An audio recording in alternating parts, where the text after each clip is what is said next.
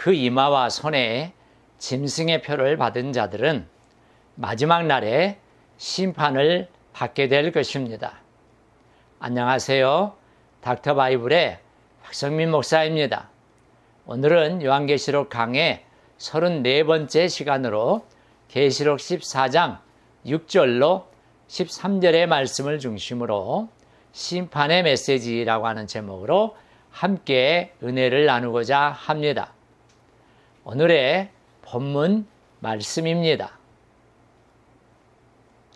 또 보니 다른 천사가 공중에 날아가는데 땅에 거주하는 자들 곧 모든 민족과 종족과 방언과 백성에게 전할 영원한 복음을 가졌더라.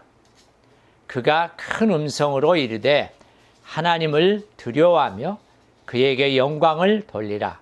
이는 그의 심판의 시간이 이르렀음이니 하늘과 땅과 바다와 물들의 근원을 만드신 이를 경배하라 하더라. 또 다른 천사 곧 둘째가 그 뒤를 따라 말하되 무너졌도다 무너졌도다 큰 성 바벨론이여 모든 나라에게 그의 음행으로 말미암아 진노의 포도주를 먹이던 자로다 하더라.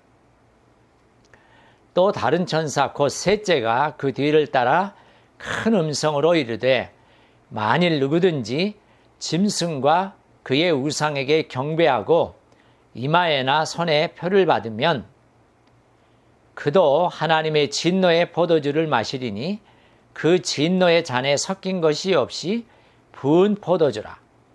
거룩한 천사들 앞과 어린 양 앞에서 불과 유황으로 고난을 받으리니 그 고난의 연기가 세세토록 올라가리로다. 짐승과 그의 우상에게 경배하고 그의 이름표를 받는 자는 누구든지 밤낮 쉼을 얻지 못하리라 하더라. 성도들의 인내가 여기 있나니 그들은 하나님의 계명과 예수에 대한 믿음을 지키는 자니라.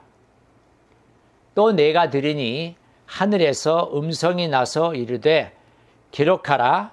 지금 이후로 주 안에서 죽는 자들은 복이 있도다 하시매 성령이 이르시되 그러하다. 그들이 수고를 그치고 쉬리니 이는 그들의 행한 일이 따름이라 하시더라. 오늘 본문은 짐승에게 굴복하는 자들은 최후의 심판을 면할 수 없음을 경고하고 있습니다. 성도가 깨어 있어야 한다는 경각심을 주어 위기와 환난을 이길 원동력을 제공하는 것입니다.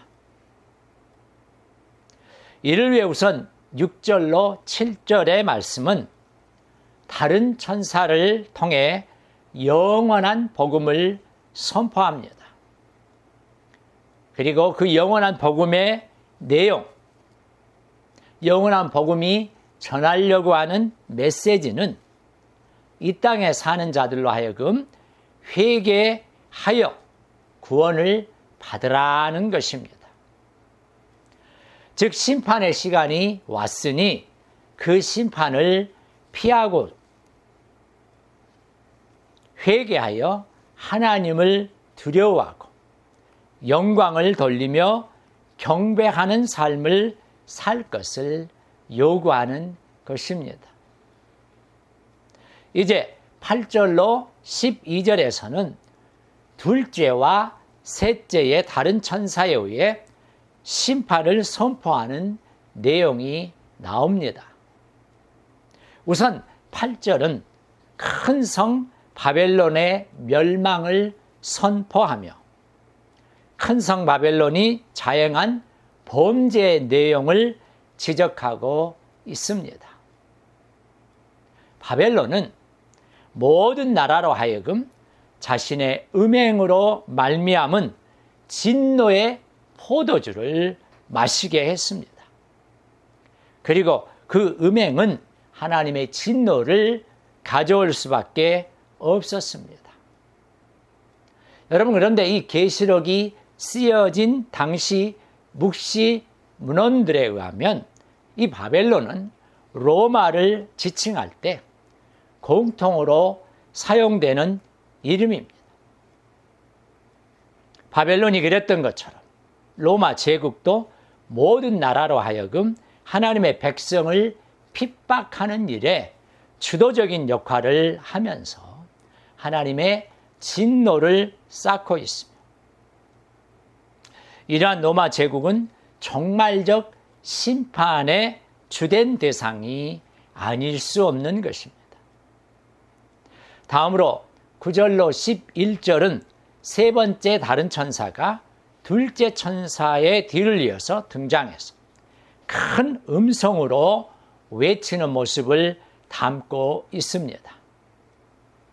그런데 이 셋째 천사가 선포하는 심판의 메시지는 특별히 짐승과 그의 우상에게 경배하고 그 이마나 손에 표를 받은 자들에게 집중적으로 나타나고 있습니다.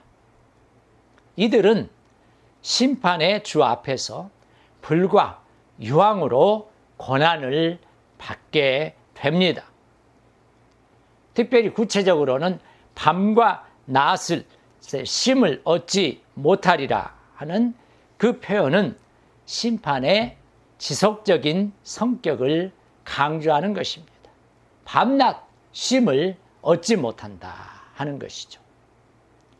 12절은 9절로 11절의 결론으로 짐승을 경배하고 그 짐승의 표를 받은 자들의 심판 상황을 성도들의 입장에서 바라보면서 서술하고 있습니다. 특히 성도들의 인내가 여기 있나니라고 하는 말씀은 성도들을 핍박했던 자들, 곧 바벨론과 짐승과 짐승의 표를 받았던 자들이 이제 심판을 받아서 불과 유황으로 고통을 받게 되는데 성도들의 인내가 그 끝을 보는 순간이 온 것이라 하는 것을 말씀하고 있습니다. 마지막으로 23절 말씀은 하늘로부터의 음성과 성령의 말씀을 소개하고 있습니다. 그 내용은 지금 이후로 주 안에서 죽는 자들은 복이 있다라는 말씀입니다.